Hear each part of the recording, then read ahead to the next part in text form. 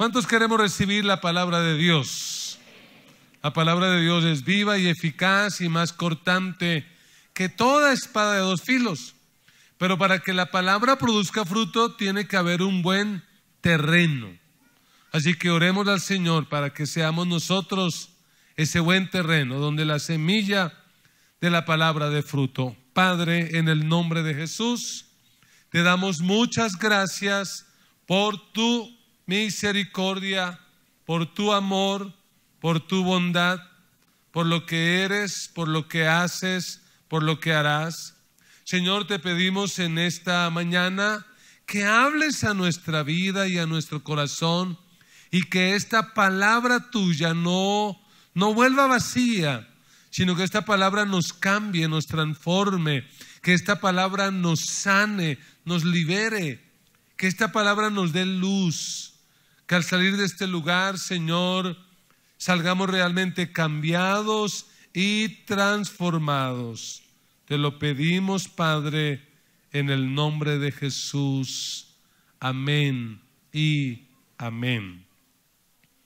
Hoy vamos a terminar la serie que hace 8 días empezamos, acerca de cómo ser padres exitosos. ¿Cuántos queremos ser padres exitosos? Y vamos a tratar de responder la pregunta: ¿qué deben enseñar los padres? ¿Qué deberíamos enseñar nosotros como padres a nuestros hijos? Y quiero empezar con una anécdota muy personal que marcó mi vida hace muchos años. Cuando mi esposa quedó embarazada de nuestro último hijo, oramos al Señor, pedimos al Señor que fuera un hijo varón. Dios nos dio hijo varón, y desde el vientre le llamamos Samuel Josué. Cuando este niño nació, pues alegró nuestro corazón, empezó a crecer. Cuando fue el tiempo de ir al colegio, pues fue al colegio. Y cuando empezó a escribir, le enseñaron a escribir su nombre.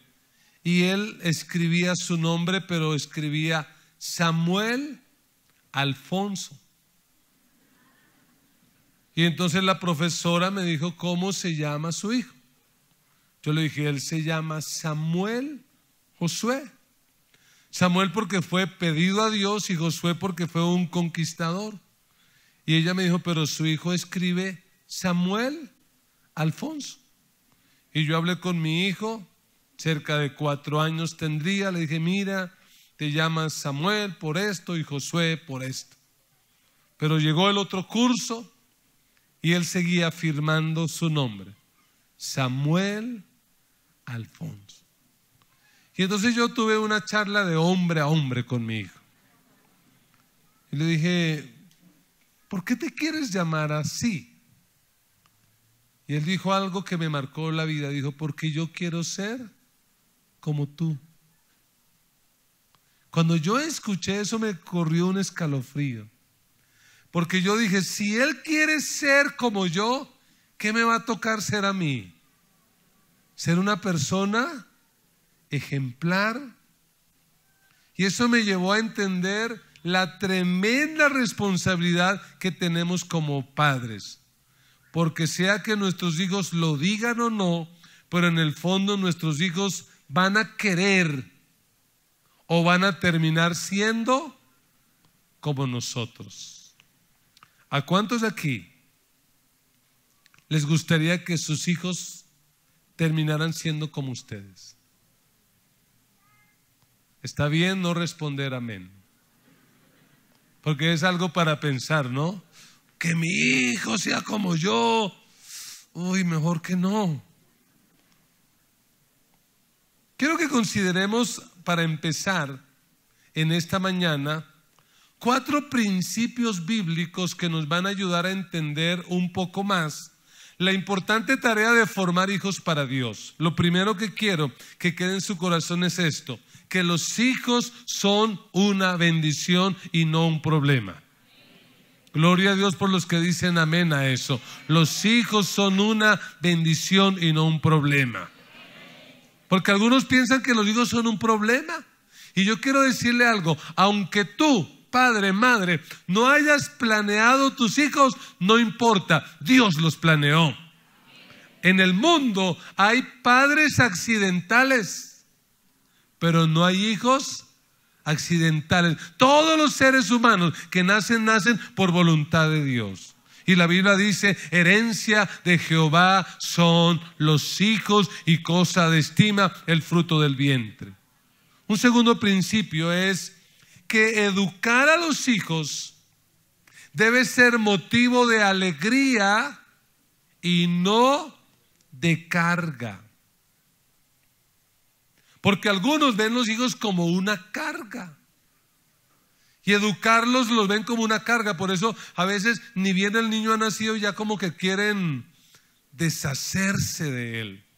Tercero, la educación, o mejor, el éxito en la educación de los hijos se mide por lo que hacen los padres y no por lo que hacen los hijos. ¿Qué significa eso? Escúcheme bien.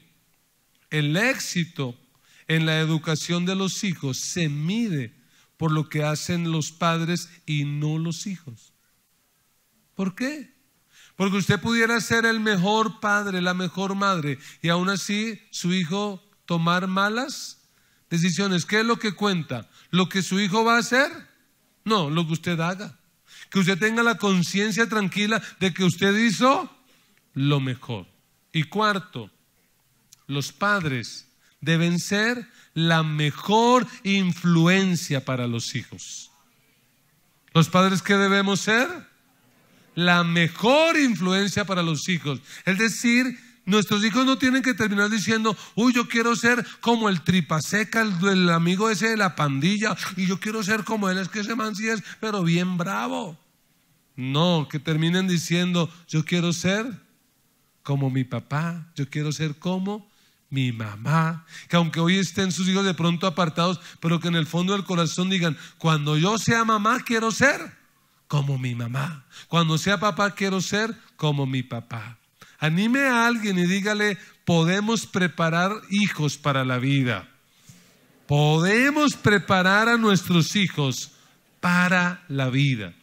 Y yo quiero que consideremos en esta mañana 3 cosas más que todo padre debe enseñarle a su hijo. 3 cosas más. Y la primera de ellas es, enséñeles a huir. Pero ojo, no me malinterprete, porque alguno va a decir, ¿cómo que enseñarle a huir? A los hijos hay que enseñarles es a ser frenteros, a poner la cara. Sí, pero en este aspecto que le voy a hablar hay que enseñarles a huir. ¿De qué hay que enseñarles a huir? Del pecado sexual. Vivimos en una cultura tremendamente sexualizada, y si hay algo que puede destruir a las próximas generaciones es la inmoralidad sexual. Imagínense esa agenda que traen las Naciones Unidas con esto de la ideología de género. ¿Qué es lo que está buscando? Destruir las próximas generaciones. Pero mientras la iglesia de Cristo esté en esta tierra, vamos a dar la pelea y vamos a dar la batalla, porque somos la luz de este mundo y somos la sal de esta tierra. Y tenemos que enseñarle a nuestros hijos a huir de la inmoralidad sexual, porque la inmoralidad sexual puede destruir toda una generación. Y es muy interesante cuando uno lee Proverbios, que es el libro que estamos viendo como referencia. Es interesante que Proverbios, escrito por Salomón, esté lleno acerca de advertencias sobre ese tema.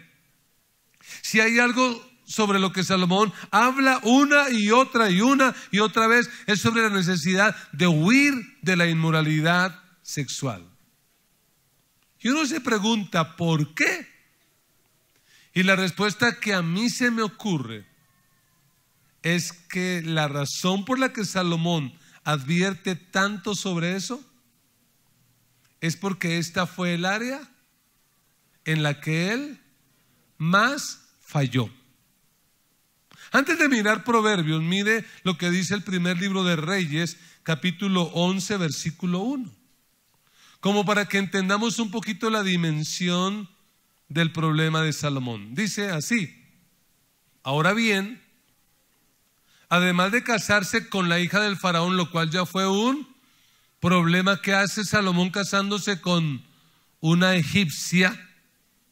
El rey Salomón tuvo amoríos con muchas mujeres moabitas, amonitas, edomitas, sidonitas e hititas, todas ellas mujeres extranjeritas, ¿cierto?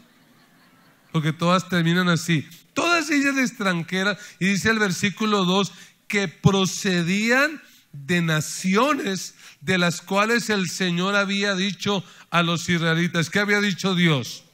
No se unan a ellas, ni ellas a ustedes, porque de seguro les desviarán el corazón para que sigan a otros dioses. ¿Y qué dice el escritor? Con tales mujeres se unió Salomón y tuvo amoríos. Versículo 3. Cualquier joven colombiano diría, se dio garra. Mire, tuvo 700 esposas que eran princesas y 300 concubinas. ¿Cuántas viejas tuvo Salomón? Oiga, se dio garra. Todas estas mujeres hicieron, ¿qué cosa? Que se pervirtiera su corazón. En efecto, cuando Salomón llegó a viejo, sus mujeres le pervirtieron el corazón, de modo que él siguió a otros dioses y no siempre fue fiel al Señor, su Dios, como lo había sido su padre David. O sea que lo terrible es que parece ser que cómo termina la vida Salomón: descarriado, alejado de Dios, pervertido, mal. Por eso Salomón enseñó mucho sobre la integridad sexual a su hijo Roboam. Lo enseñó, pero ¿cuál fue el problema? Que no lo vivió. Y quiero decirle algo, a la familia, además de predicarles, hay que modelarles. ¿Usted quiere ver que sus hijos realmente crezcan viviendo para Dios? Más que predicarles, ¿qué hay que hacer? Hay que modelarles con la vida, con el ejemplo. En fin, veamos lo que dice el libro de Proverbios en esto de enseñarle a nuestros hijos a huir con palabras y con acciones, a huir de la inmoralidad sexual. Proverbios capítulo 5, versículo 1. Dice la escritura: hijo mío, pon atención a mi sabiduría y presta oído a mi buen juicio, para que al hablar mantenga la discreción y retengas el conocimiento. De los labios de la mujer adúltera fluye miel, su lengua es más suave que el aceite, pero al fin resulta más amarga que la hiel y más cortante que una espada de dos filos. Sus pies descienden hasta la muerte, sus pasos van derecho al sepulcro. No toma ella en cuenta el camino de la vida. Sus sendas son torcidas y ella no lo reconoce. Pues bien, hijo mío, préstame atención y no te apartes de mis palabras. Aléjate de la adúltera, no te acerques a la puerta de su casa, para que no entregues a otros tu vigor, ni tus años a gente cruel, para que no sacies con tu fuerza a gente extraña, ni vayan a dar en casa ajena tus esfuerzos, porque al final acabarás por llorar cuando todo tu ser se haya consumido. Y dirás: ¿qué dirá el que cae en el pecado sexual? ¿Cómo pude aborrecer la corrección? ¿Cómo pudo mi corazón despreciar la disciplina? No atendí la voz de mis maestros, ni presté oído a mis instructores. Ahora, ¿cómo está? Al borde de la ruina, en medio de toda la comunidad. ¿Por qué terminaría una persona así? Por no aprender a huir. Porque ¿a qué nos impulsa esta sociedad? ¿A huir del pecado sexual? ¿Qué piensa este mundo sin Dios acerca de nuestros jóvenes que han tomado la firme decisión de mantenerse íntegros sexualmente hasta el día del matrimonio? ¿Qué piensan? ¿Que son retrógradas? ¿Que son gente aburrida? ¿Que es gente que en qué anda? ¿Qué piensa esta sociedad cuando sabe que nosotros como cristianos hemos decidido ser fieles hasta la muerte a la mujer o al hombre con el que nos casamos y decidimos ser fieles en el pacto matrimonial? ¿Qué piensan? Esta gente es como rara, como aburrida, como amargada. La verdad, piensen lo que quieran, pero usted y yo vamos a vivir para agradar a Dios y no para agradar a este mundo, porque queremos vivir, no queremos terminar mal.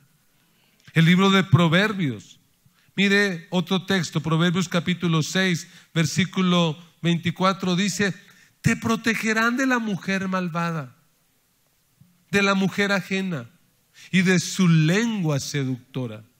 No abrigues en tu corazón deseos por su belleza, ni te dejes cautivar por sus ojos, pues la ramera va tras un pedazo de pan, pero la adúltera va tras el hombre que vale. Versículo 27. Responda usted esta pregunta: ¿puede alguien echarse brasas en el pecho sin quemarse la ropa? ¿Puede? No. ¿Puede alguien caminar sobre brasas sin quemarse los pies? No. Es decir, cuando usted decide quebrantar los mandamientos de Dios y practicar una vida sexual desordenada, caer en adulterio y en fornicación, ¿con qué está jugando? Está jugando con fuego y usted se va a quemar. Versículo 29, pues tampoco quien se acuesta con la mujer ajena puede tocarla y quedar impune. Capítulo 7, versículo 6, Salomón sigue diciendo: desde la ventana de mi casa miré a través de la celosía, me puse a ver a los inexpertos, y entre los jóvenes observé a uno de ellos, falto de juicio. Cruzó la calle, llegó a la esquina y se encaminó hacia la casa de esa mujer. Es decir, en lugar de huir, ¿qué hace? Camina hacia allá. Dice: de pronto, versículos 9, caía la tarde, llegaba al fin, avanzaba en la sombra de la noche. De pronto la mujer salió a su encuentro con toda la apariencia de una prostituta y con solapadas intenciones. Como es escandalosa y descarada, nunca se hallan sus pies en reposo en su casa, como dirían por ahí, una brincona. Versículo 12, unas veces por las calles, otras por las plazas, siempre está al acecho en cada esquina. Se prendió de su cuello, lo besó y con todo descaro le dijo: ¿tengo en mi casa sacrificios de comunión? Pues hoy he cumplido mis votos. Por eso he venido a tu encuentro. Te buscaba y ya te he encontrado. Sobre la cama he tendido multicolores linos egipcios. He perfumado mi lecho con aroma de mirra, aloe y canela. Ven, bebamos hasta el fondo la copa del amor. Disfrutemos del amor hasta el amanecer. Mi esposo no está en casa, pues ha emprendido un largo viaje. Se ha llevado la tarjeta de crédito. Bueno, en ese tiempo usaban la bolsa de dinero y no regresará hasta el día de la luna llena. Con palabras persuasivas lo convenció. Con lisonjas de sus labios lo sedujo. Y él enseguida, en lugar de huir, ¿qué hizo? Fue tras ella. ¿Cómo? Como el buey al matadero, como el ciervo que cae en la trampa. Pecados sexuales son trampa, son muerte. hasta que una flecha, ¿qué hizo?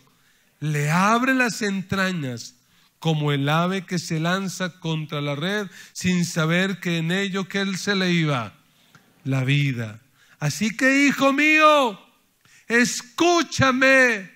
Jóvenes que están aquí, escúchenme. Presten atención a mis palabras. No desvíes tu corazón hacia sus sendas, ni te extravíes por sus caminos, pues muchos han muerto por su causa. Sus víctimas han sido innumerables. Su casa lleva derecho ¿a dónde? ¿A dónde conduce la inmoralidad sexual? Al sepulcro, conduce al reino de la muerte. Por eso, cristianos y especialmente jóvenes, tenemos que huir de la inmoralidad sexual. Tenemos que escapar de eso. Escapar de la trampa, de la pornografía, de la fornicación. Entendamos que a la luz de la Biblia dice que Dios nos creó como seres sexuales. Y en el plan de Dios está que tengamos deleite sexual. El sexo Dios lo creó para que nos deleitemos, pero Él le colocó un marco de protección, y ese marco de protección es el matrimonio. Relaciones sexuales antes de casarse o fuera del matrimonio son pecados. La Biblia dice: sea honroso en todos el matrimonio y el lecho sin mancilla, pero a los fornicarios y a los adúlteros los juzgará Dios. Que Dios nos ayude a huir del pecado sexual. Si queremos ver una generación nueva y diferente, tenemos que huir del pecado sexual. Y el mejor ejemplo que yo encuentro en la Biblia de esto es José. José, ese joven que a la edad de aproximadamente 17 años llega a Egipto como esclavo. Y durante 10 años trabaja hasta que llega a ocupar un lugar de privilegio en la casa de Potifar, cerca de 27 años. Pero ¿qué empezó a suceder? Que la esposa de su jefe lo empezó a acosar, a seducir.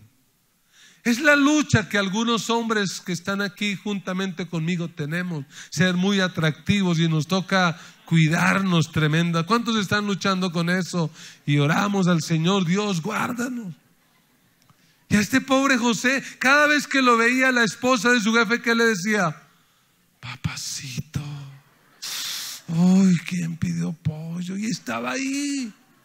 Y un día le tendió una trampa. José llegó a sus quehaceres y llegó la doña, y permítame usar la imagen santificada, por supuesto, la imaginación santificada, y llegó allá. ¿Y cómo cree que lo recibió? Con una ropa bien seductora. ¿Y qué cree que le dijo?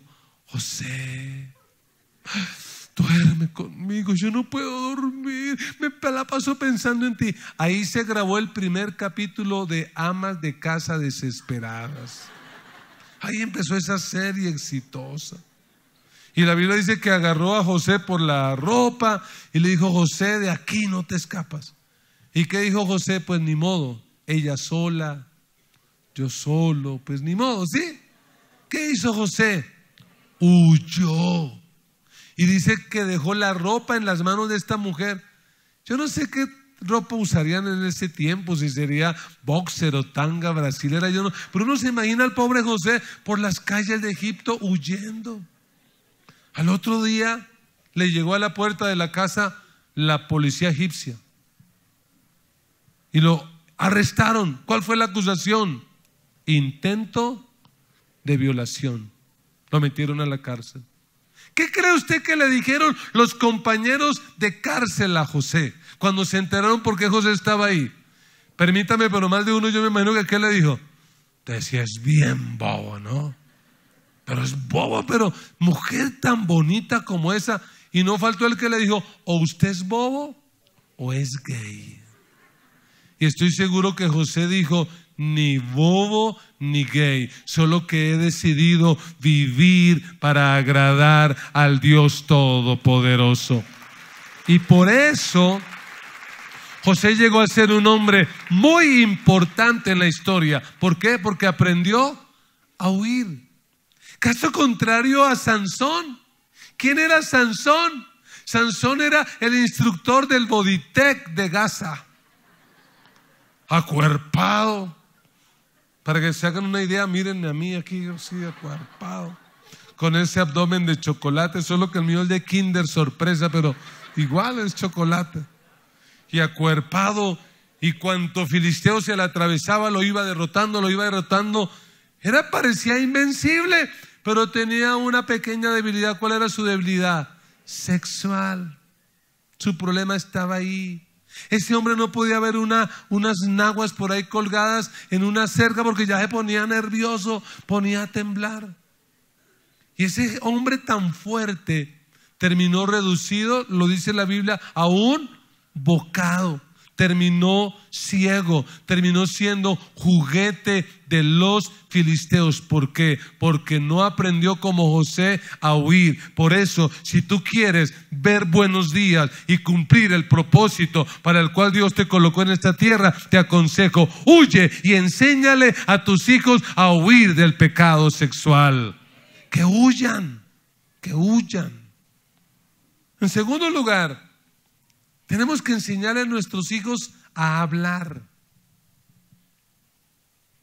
Proverbios 18:21 dice: en la lengua hay poder de vida y muerte. Quienes la aman comerán de su fruto. Lo que dice Salomón es que la vida y la muerte, ¿en dónde están? En la lengua, en el poder de las palabras. En nuestra boca está o la bendición o la maldición, la vida o la muerte. Y lamentablemente, como colombianos, tenemos una cultura y nuestra tendencia es a ser mal hablados. Mire la manera como usamos la boca. Usamos la boca para mentir. Nos la pasamos mintiendo. ¿Por qué llegó tarde al trabajo? Y armamos una película, pero bien Matrix. ¿Por qué no decir la verdad? Me cogió la noche. Qué pena, no dormí. Y siempre estamos mintiendo. O usamos la boca para decir chistes vulgares, para decir groserías. O usamos la boca para hablar negativamente. Hay gente que uno la saluda y parece que uno le fuera a pedir plata prestada. Porque ¿cómo responden? ¿Cómo estás? Mal. Uy, ese negocio está mal. Eso está como que si uno le fuera a pedir prestado. Ignorando que lo que uno habla, eso es lo que va a recibir. Si usted dice, oiga, mi negocio está mal, esto está duro, y luego dice, oiga, ¿por qué será que mi negocio estará mal y estará duro? Porque usted en su boca tiene el poder para bendecir o para maldecir. La vida y la muerte están aquí. Y tenemos que enseñarle a nuestros hijos a hablar. Que nuestras palabras sean palabras de bendición.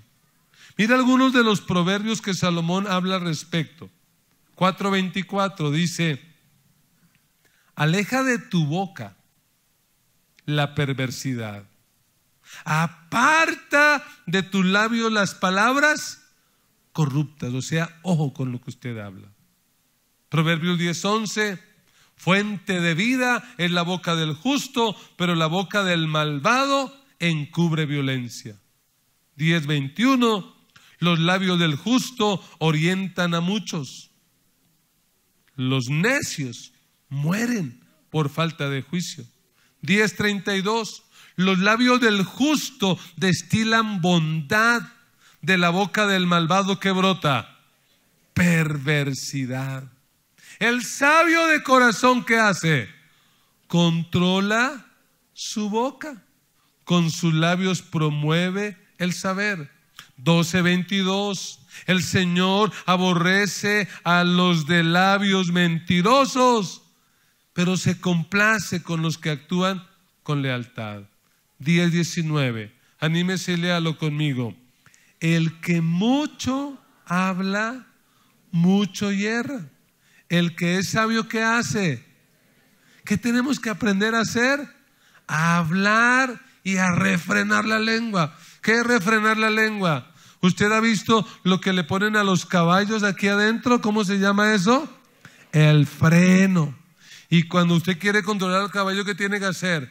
Jalar. Sería buena idea que nos consiguiéramos un freno para nosotros, ¿cierto? Que cuando vamos a hablar de la cuenta, ahí quedemos. Porque en la boca está la vida o la muerte. Yo estoy seguro que ninguno de los que están aquí en su cotidianidad han tenido problemas por pensar. No, en lo que yo llevo casado con mi amada esposa, mis problemas no han sido por lo que yo he pensado, ha sido por lo que yo he dicho. Y yo sé que a usted no le ha ocurrido, pero a mí me ha ocurrido. Así que puede reírse a costillas mías. Pero muchas veces cuando hemos estado tratando ya de resolver el conflicto, surgen frases como estas. Mira, negra, yo no quise decir eso. ¿Y qué cree que me responde ella? Pero lo dijo. Pero yo no quise decirlo, pero lo dijo. Porque así somos. Pensamos una cosa y decimos otra. Por eso la misma Biblia dice que aún el necio, cuando se queda callado, parece sabio. Tenemos que aprender a controlar nuestra boca. ¿Qué hablamos? ¿Cómo lo decimos? Hay un proverbio que, por cierto, no es bíblico, que en Colombia se dice, es que las palabras se las lleva mentira. A las palabras no se las lleva el viento. Cuando las palabras salen, esas palabras tienen poder y después de que salen producen efectos, o vida o muerte. Bendecir es hablar bien, maldecir es hablar mal. Cuando tú hablas, tú profetizas. Como cantábamos esta mañana, cuando tú hablas estás profetizando. Y si tú te atreves a decir cada vez que te preguntan cómo estás, mal ese negocio, mal, no se vende, ¿qué estás haciendo? Profetizando sobre tu negocio, que cómo va a estar, mal. ¿Y cómo va tu matrimonio? No, mal. Y todo mal, eso estás profetizando. Por eso debemos tener mucho cuidado con lo que hablamos. Porque a veces en momento de ira decimos cosas de las que luego nos arrepentimos. Tenemos que tener cuidado cuando estamos desanimados, bajoneados, porque decimos cosas que luego nos arrepentimos. Tenga cuidado con lo que habla. Porque escúcheme, padre, la primera persona después de Dios que escucha sus palabras son sus hijos. Y hay muchos padres que afectan a sus hijos con sus palabras. Una persona que es modelo en todo y en esto también es el Señor Jesús. Jesús es el modelo de la palabra. Él no hablaba palabras por hablarlas. Él no era ocioso.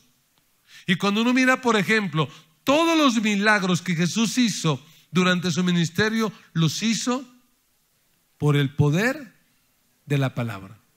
No fue por telepatía, no fue por control mental, no fue que cuando estaba ahí frente a la tumba de Lázaro hizo telepatía. Lázaro, Lázaro. No, ¿qué hizo Jesús? Habló y ¿qué dijo? Lázaro, ven fuera. La palabra. Cuando había una persona poseída o atada por un demonio, ¿cómo la liberaba Jesús? Por la palabra. Espíritu inmundo, sal de él. Cuando se levantó la tormenta y estaban a punto de ahogarse, ¿cómo controló Jesús la tormenta? Por el poder de la palabra. Le dijo al mar, calla, enmudece. Así obraba Jesús por el poder de la palabra. Y Jesús de hecho dijo, tengan cuidado, porque de lo que hablemos en la tierra tendremos que dar un día cuenta. Jesús dijo, lo que contamina al hombre no es lo que entra en la boca, sino lo que sale de la boca. Así que debemos tener mucho cuidado. Por medio de las palabras podemos transformar la maldición en bendición. Podemos transformar la enfermedad en sanidad. Podemos transformar la crisis en provisión. Pero tenemos que usar el poder de la palabra. ¿Sí, amén o no amén? ¿Habrá que enseñar eso a nuestros hijos? ¿Y cómo lo enseñamos? Con palabras, pero con el ejemplo. A veces los hijos pueden producirle a usted frustración, pero cuidado de decir, uy, es que este chino es bruto, es que este chino es rebelde, es que este chino no sirve para nada, es que todo lo hace mal, es que heredó la inteligencia del papá y está, es que es pedo cerrado. En lugar de eso, ¿qué hay que hacer? Abra su boca y bendígalos, bendígalos. Hijo, yo te bendigo y declaro sobre tu vida lo que dice la palabra, porque la palabra de Dios dice que la senda de los justos es como la luz de la aurora, que va en aumento hasta que el día es perfecto. Y yo sé que Dios cumplirá el propósito en tu vida y Dios abrirá puertas para ti. Declare palabras de bendición. Y qué mejor que si vamos a usar nuestra boca, usemos nuestra boca para declarar la palabra. Josué 1:8, ¿qué le dijo el Señor? Nunca se apartará de tu boca este libro de la ley, sino que de día y de noche meditarás en él, para que guardes y hagas conforme a todo lo que en él está escrito, porque entonces harás prosperar tu camino y todo te saldrá bien. Enséñeles a usar la palabra. ¿Sí amén o no amén? Evite el chisme. Deje de estar hablando bobadas. No hable cosas que no son. Un pastor tenía en su iglesia una familia, la cual tenía la mala costumbre de hablar mal del pastor y de la iglesia. Pero ¿sabe dónde lo hablaban? En la casa, en la sala, en el comedor, delante de los hijos. Esa costumbre, que yo sé que aquí nadie la tiene, aquí nadie va a salir ahora a decir, si vio, y van a hacer eso de adorarte y nos le están pidiendo plata y no sé qué. No, nadie hace eso. Esa mala costumbre terminó contaminando a esos muchachos. Cuando esos muchachos llegaron a la edad de jóvenes anclados, se descarriaron. Y uno de ellos, en su descarrío, contrajo una enfermedad de transmisión sexual mortal. Cuando este muchacho ya estaba para morir, llamó al pastor. Le dijo, pastor, venga y ayúdeme, porque yo no quiero que mi hijo muera sin reconciliarse con Dios. El pastor fue a esa sala, cuidados intensivos. El muchacho, como podía, todavía escuchaba y hablaba. Cuando está ahí el pastor, el muchacho pregunta, ¿quién es? Y él dice, yo soy tu pastor, vengo para esto. ¿Y sabe lo que dijo este muchacho? Yo no quiero saber nada de usted. Y luego se dirigió al papá y le dijo, papá, ¿para qué me trae a este hombre del cual usted no cree? Del cual usted siempre se la ha pasado hablando mal. Si usted decía esto y aquello y lo otro. Lo triste de la historia es que ese muchacho murió y no se reconcilió con Dios. ¿Qué le hizo ese daño? Las palabras que su papá decía. Así que tenga cuidado cómo habla. Enséñeles a hablar. En una iglesia se tocó este tema de hablar, de saber usar la lengua. Y una hermana pasó al altar muy conmovida y dijo, pastor, yo quiero cambiar, así que yo quiero consagrar mi lengua para Dios. Y el pastor le dijo, ¿cómo no, hermana? Extiéndala sobre la mesa, vamos a imponerle las manos y vamos a orar para que el Señor le ayude. Ahora, al terminar el culto, si alguien necesita de igual manera, podríamos orar. Cuidado con lo que hablas. ¿Por qué? Porque recibimos lo que decimos y somos lo que decimos. Tú recibes lo que dices y tú eres lo que dices. La vida y la muerte están en el poder de la lengua. Y en tercer lugar, enséñeles a administrar. No solo hay que enseñarles a huir, no solo hay que enseñarles a hablar, hay que enseñarles administrar.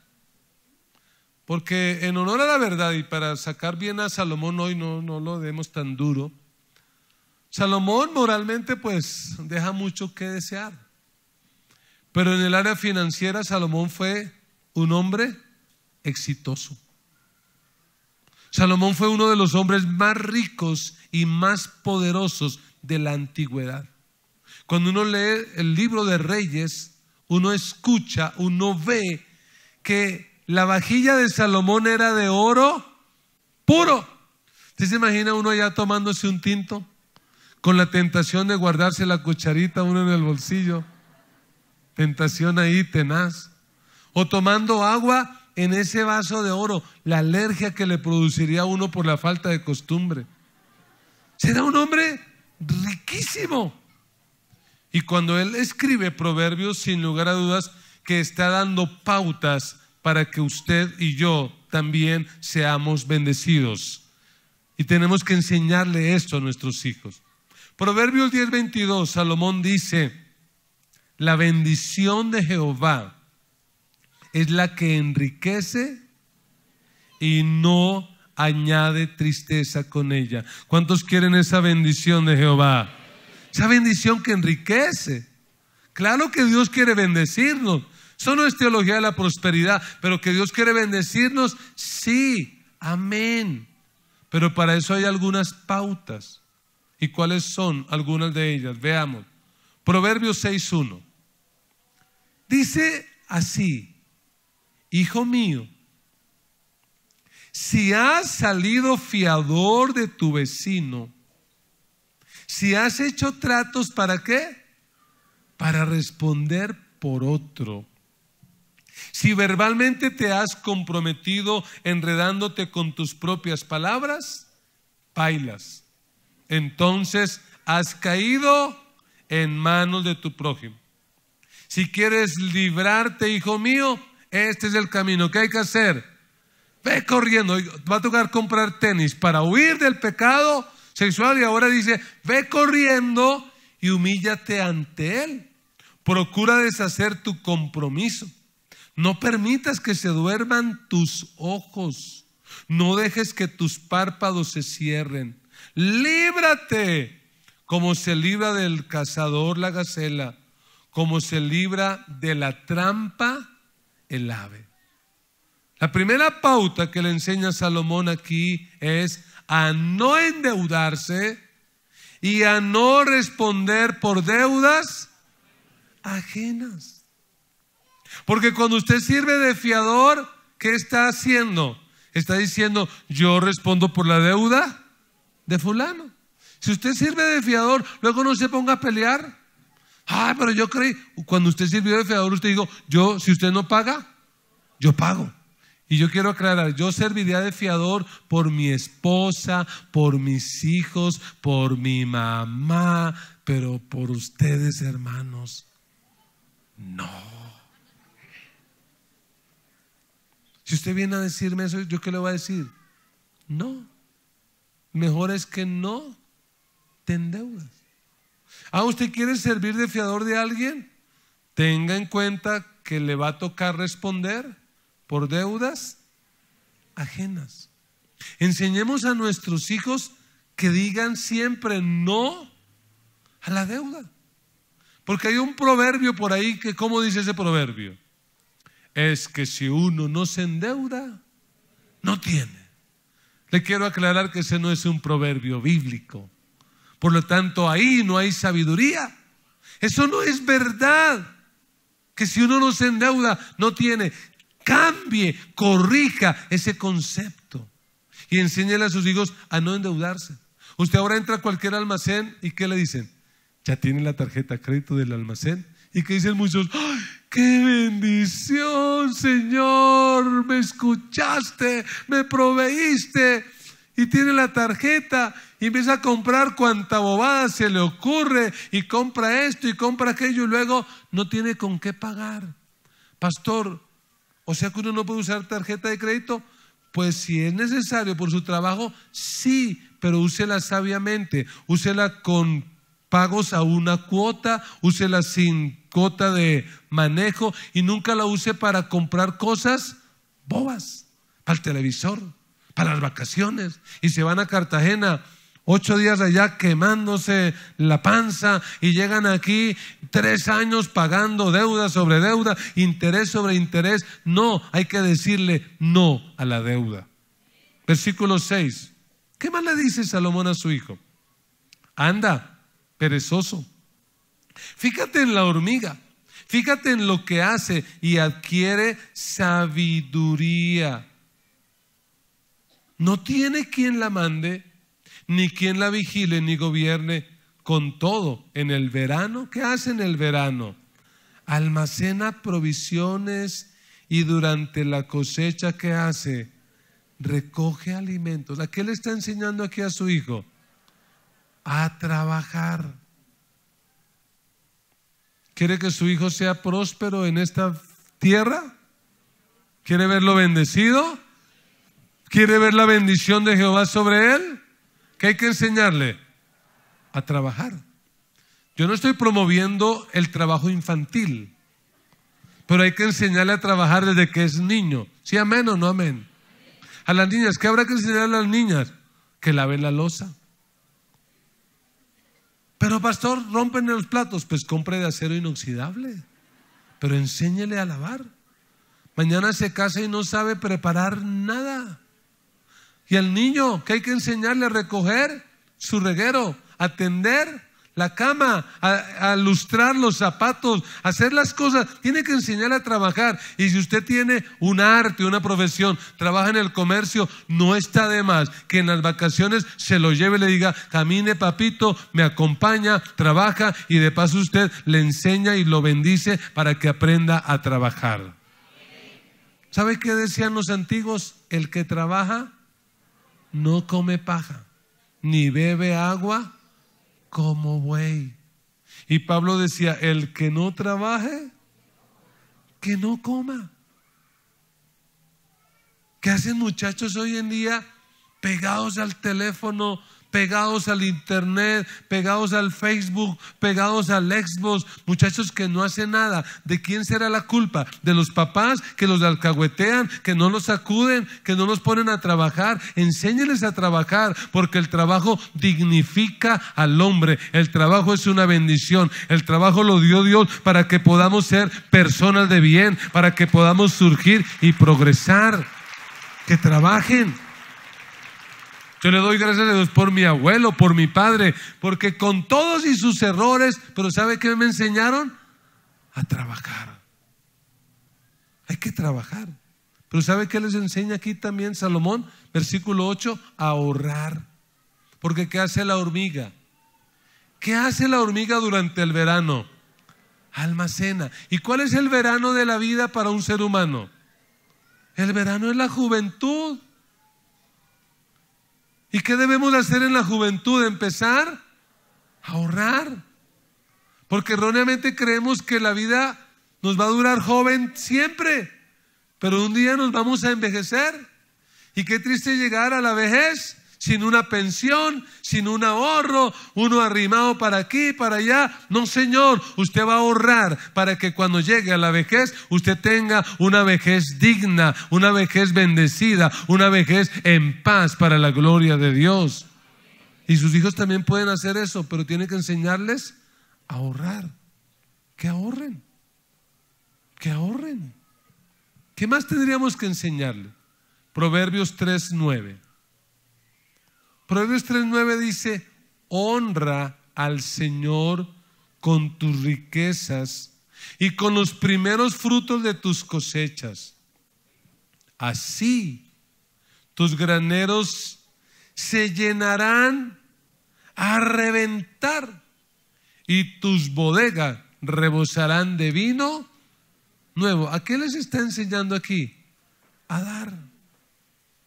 Mire, enséñele esas 4 cosas a su hijo: a no endeudarse, a trabajar, a ahorrar y a dar. Enséñeles a diezmar. Tantas personas hay que atacan el diezmo, pero el diezmo es un principio bíblico. Y si usted quiere creer otra cosa, amén. Yo también creo que en el Nuevo Testamento no estamos reducidos al diezmo. El diezmo tendría que ser la norma mínima. A partir de ahí, enséñeles a dar. Acuérdese del principio 10, 10, 80. 10, 10, 80. Primer 10 para Dios, el diezmo. Cuando usted le dé la mesada o lo que le da a su hijo, enséñele: te doy estos 20,000 para la semana, pero por favor aparta tu primer 10 para Dios. Segundo 10, ¿para dónde? Para el ahorro. Meta esos 10 ahí al marranito. Y el resto, disfrútelo, úselo. Eso va a traer bendición. La Biblia dice que si somos fieles al Señor en esa área, Él abrirá la ventana de los cielos y derramará bendición hasta que sobre y abunde. ¿Cuántos quieren ver eso en la vida de sus hijos? Hijos prósperos, hijos bendecidos. Enséñales esto. Enséñales a trabajar, a ahorrar, a no endeudarse y a dar. Terminemos con un proverbio más. Con este terminamos. Proverbio 22, 29. Mire lo que dice Salomón. ¿Has visto a alguien diligente en su trabajo? ¿Y qué dice? Se codeará con reyes y nunca será, ¿qué cosa? ¿Cuántos quieren tener hijos que se codean con reyes en esta tierra? Enséñales a administrar. ¿Y cuántos quieren tener hijos que son don nadie? Creo que nadie quiere, entonces no digo más, ¿cierto? Enseñémosles a administrar. Y quiero terminar con una nota un poquito triste, que ya la dejé ver al comienzo. Y es que Salomón enseñó sabiduría a su hijo. Probablemente Proverbios fue escrito por Salomón para Roboam. Pero ¿sabe qué pasó con Roboam? Roboam fracasó. Cuando murió Salomón, el que escribe Proverbios, Roboam es el rey que lo sucede en el trono. Pero ¿qué le faltó a Roboam? Le faltó sabiduría. Y en lugar de recordar los consejos de su padre Salomón, y en lugar de escuchar los consejos de los viejos de su pueblo, se alió con su parchecito. Escuchó a sus amigos y tomó las peores decisiones. ¿Qué ocurrió? El reino se dividió. 12 tribus se dividieron. ¿Y sabe con cuántas quedó Roboam? Con 2. 10 tribus se fueron. El reino del norte, Israel. Roboam se quedó con las 2 del sur. Perdió. Fracasó. Y entonces uno se pregunta, ¿por qué? ¿Sería acaso que las enseñanzas de Salomón estaban mal? ¿Será acaso que el libro de Proverbios no sirve para enseñar sabiduría? No. Las enseñanzas de Salomón estuvieron bien. ¿Cuál fue el problema de Salomón? Que su vida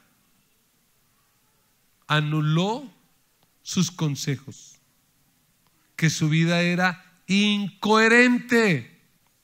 Que él decía una cosa y hacía otra. Que Salomón les dio mal ejemplo. Así que, padres, yo quiero hablar a su corazón hoy y decirles, por favor, esfuércense por ser el mejor ejemplo de vida cristiana que sus hijos puedan tener. Esfuércense por eso. Esfuércense al máximo, que sus palabras y sus hechos sean coherentes. Que si algún día su hijo o su hija está en una mala actitud, usted pueda tener la autoridad moral de decirle: ¿usted cuándo me ha visto hacer eso? ¿Cuándo me ha visto endeudarme? ¿Cuándo me ha visto maltratar físicamente a su mamá? ¿Cuándo me ha visto ser infiel? ¿Cuándo me ha visto en esto? Que usted tenga esa integridad moral. Enseñe sabiduría con sus palabras, pero sobre todo enseñe sabiduría con su ejemplo. Que llegue el día en que sus hijos, ya no niños, porque yo ya no sé si Samuel querrá seguir siendo como yo, pero por lo menos cuando tenía 4 años dijo: yo quiero ser como tú. Pero qué lindo que nuestros hijos crezcan y mañana digan: yo quiero ser un papá como tú. Yo quiero ser una mamá como tú. Tú eres el mejor modelo que yo tengo. Jóvenes que me escuchan, ustedes tienen una gran bendición y es el privilegio de estar en la iglesia hoy escuchando esta palabra. No hagan lo que hizo Roboam. Escuchen este consejo. Huyan de la inmoralidad sexual. Aprendan a usar bien sus palabras. Sean buenos administradores y eso les va a dar éxito en la vida. Nuestra tarea finalmente no será tener los mejores hijos. Nuestra tarea finalmente será ser los mejores padres. Y que Dios nos ayude. Que Dios nos ayude a todos a ser los mejores padres. Colóquese de pie. Vamos a hablar con Dios.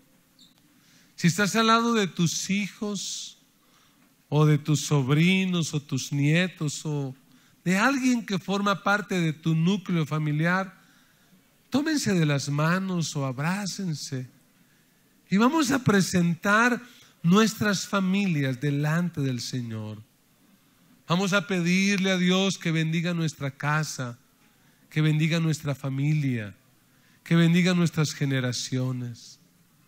Que el Señor nos ayude a levantar una familia para Dios, a levantar hijos para Dios. Para mí no hay una recompensa mayor que ver a mi esposa, a mis hijos, a mis yernos sirviendo a Dios.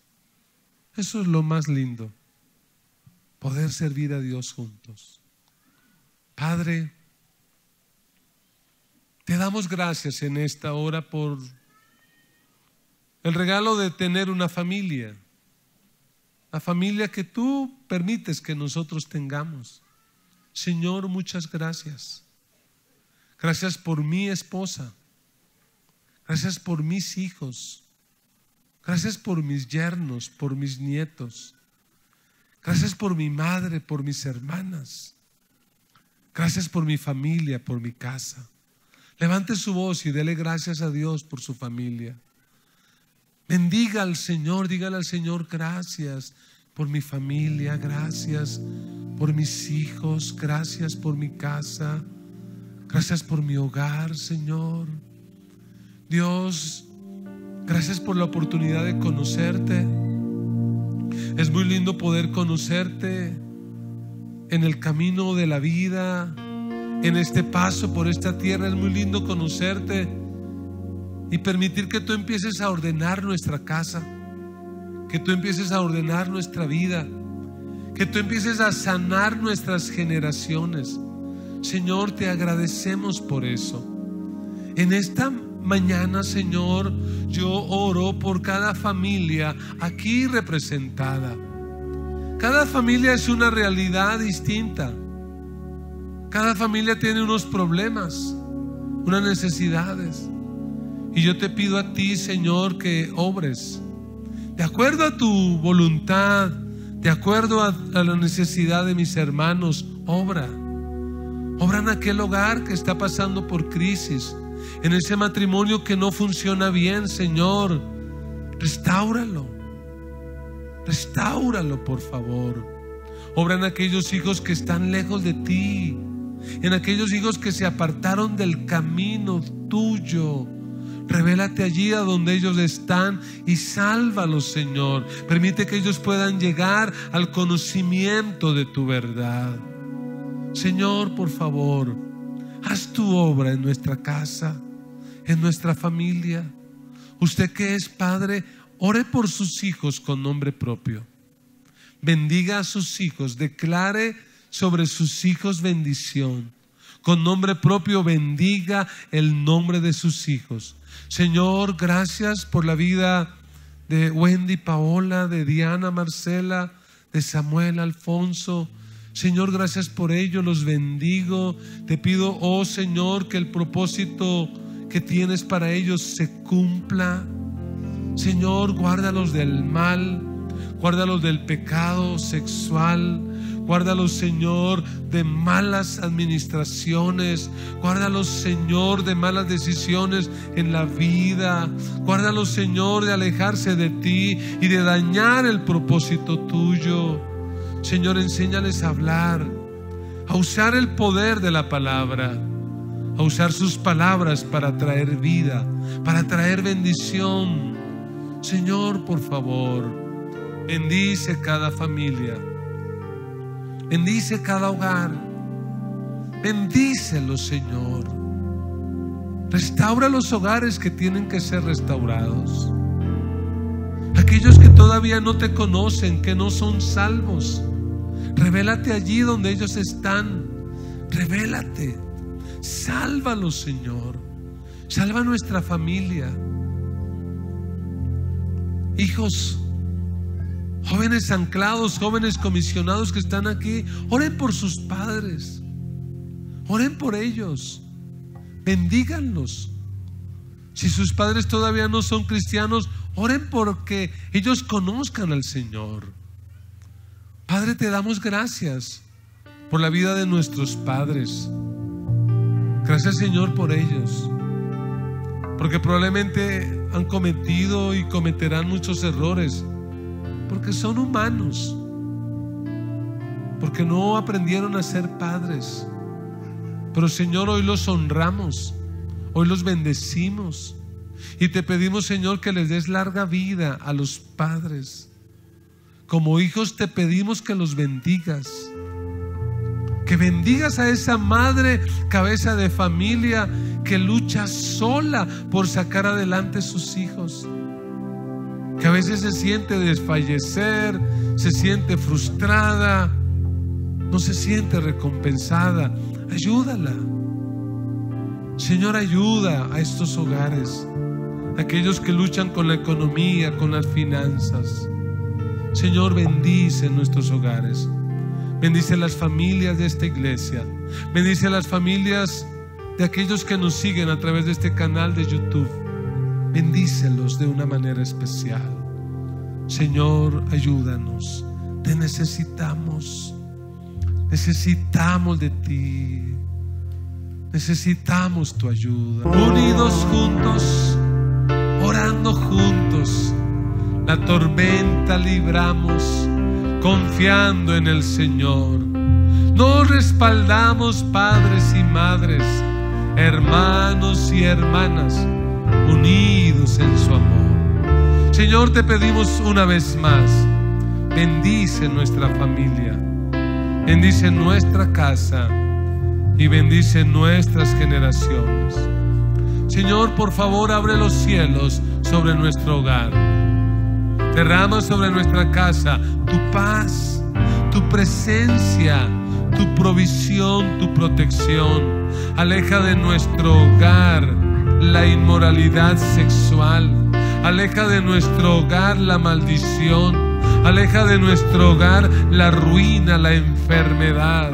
Aleja de nuestro hogar la destrucción. Y permite, Señor, que nuestra casa, nuestra familia y nuestras generaciones vivan para la gloria tuya. Permítenos levantar una generación que te ame y que te sirva. La gracia de nuestro Señor Jesucristo, el amor de Dios nuestro Padre y la comunión del Espíritu Santo sea sobre cada uno de ustedes, y con gozo todos decimos amén y